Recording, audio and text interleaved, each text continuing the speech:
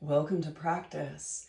We have concluded our work working with specific yoga sutras, and this is not an ending, but a continuation of this wisdom that opened us to our own self-awareness, a deeper sense of self-understanding, a radical acceptance, and a disciplined practice, drawing us towards self-realization, that ultimate goal of practicing yoga to realize the self. And I want to focus on, in this session, yoga as a path to knowing the self. And as we know, yoga is not just a physical practice. It is an inquiry into the nature of consciousness itself. And it invites us to look deeply, not just at the body, the energy body, or the mind, but the very essence of our being. And the question is not merely, who am I? But rather, what am I? So as you notice the outer perimeter of the eye, notice the lens in which you are looking through. Notice that wakefulness, that awarefulness, that consciousness peering through your lens. Now, this lens, physical, energetic, mental lens, is the lens in which create the me, mine, and I. But who is that? Where are you? Are you in your eyeball? Are you like little Wizard of Oz in the mainframe of your brain? Is there a solid destination inside you that can be like, this is who I am? And yogis were like, wow, no. And that this is the heart of the inquiry of this recognition that we are not merely human beings seeking this spiritual experience. We are, in truth, consciousness having this human experience. So yoga offers us a path to remembering this truth through the practice of self-inquiry, we call svadhyaya, which is the fourth niyama in the sutras. We study ourselves.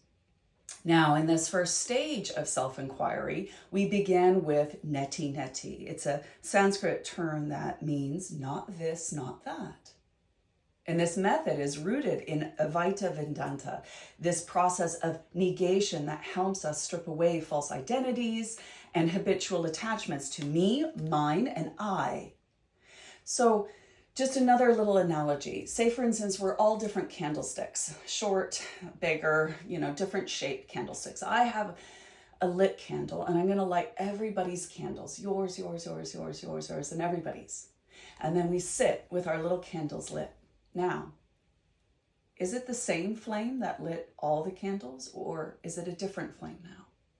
And this is this kind of school of thought that what we are is consciousness, just in different candlesticks, yeah? So we start by inquiring. We start by questioning, who am I? We recognize our body, the energy body, the mind, and we try to go deeper. So instead of seeking answers from thoughts or beliefs or labels, we turn inwards, observing and negating all that is impermanent. So observing the body. Am I my body?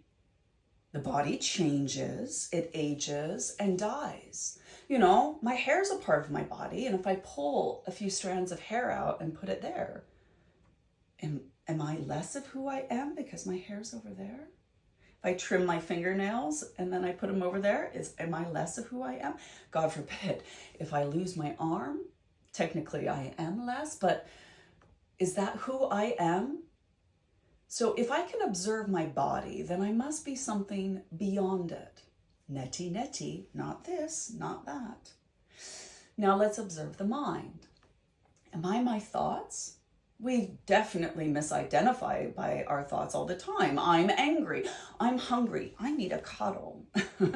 And that I-ness misidentifies, but thoughts arise and fade like clouds in the sky. But the sky itself remains. If I can witness my thoughts, then I must be more than my thoughts. Neti neti, not this, not that. Let's observe our emotions. Am I my emotions? Well, like I said, I'm angry. I'm hungry. I'm intolerant. I'm full of lust. Now, emotions shift like waves. Yet something within me remains unchanged, like the ocean underneath the waves. If I can experience joy, sorrow, fear, and love and not become them, then I must not be my emotions. Neti neti, not this, not that. Now observing our identities, our roles, and our memories. Am I my name? Am I my profession? Am I my relationships? Am I my experiences? These are all just roles I play, but it is not the essence of who I am. These come and go, yet I remain. Neti neti, not this, not that. And that through this process, we systematically remove all that is transient. So ask yourself, who are you when you're trying not to be somebody? And what remains is this silent witness, pure awareness that observes itself unchanging.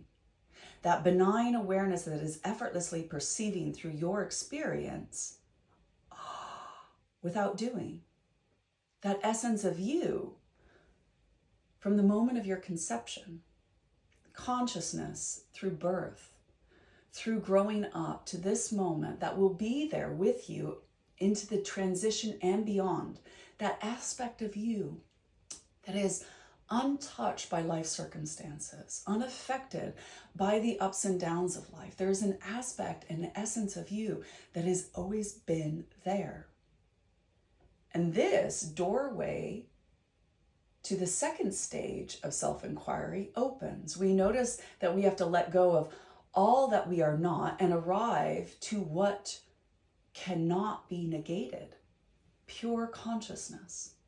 And this transition from negation, neti neti, to direct recognition, so hum, I am that.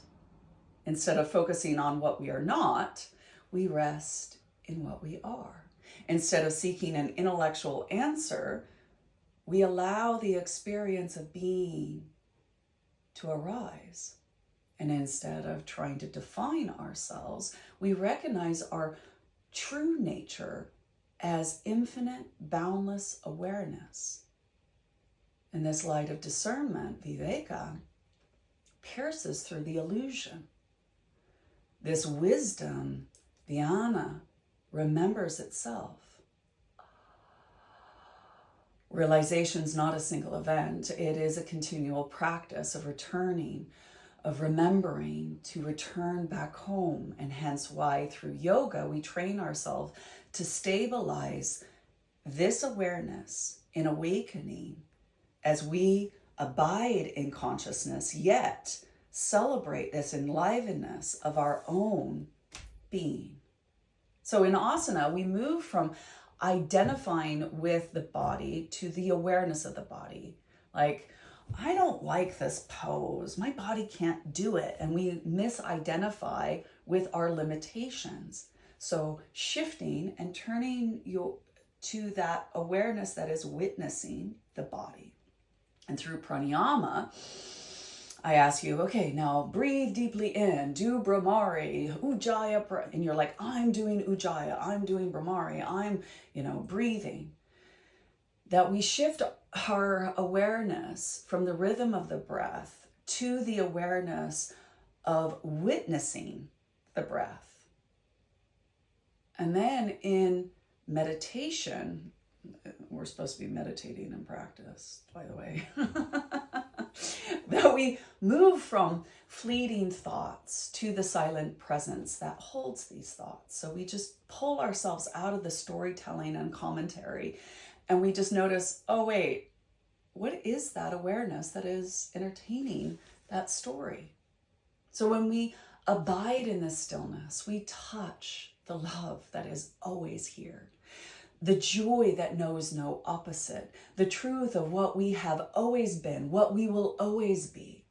And yoga is so much more than a path of just physical movement. It is a path of awakening, a returning home again and again. It invites us to see through the illusion of life and rest in this truth. Through the practice of neti neti, We shed the layers of that false self. Not this, I'm not that. And through the practice of So Hum, I am that. We awaken to that infinite presence that we are. And through our daily devotion, this ritual of practice, we return again and again until there is no longer a seeker, only the light of being itself. Om Tat Sat. All that is right here. Now, yoga begins. So it's a nod to what we did in our last session, that we draw on the wisdom that we have worked with and go deeper into knowing the self. So I welcome you to practice.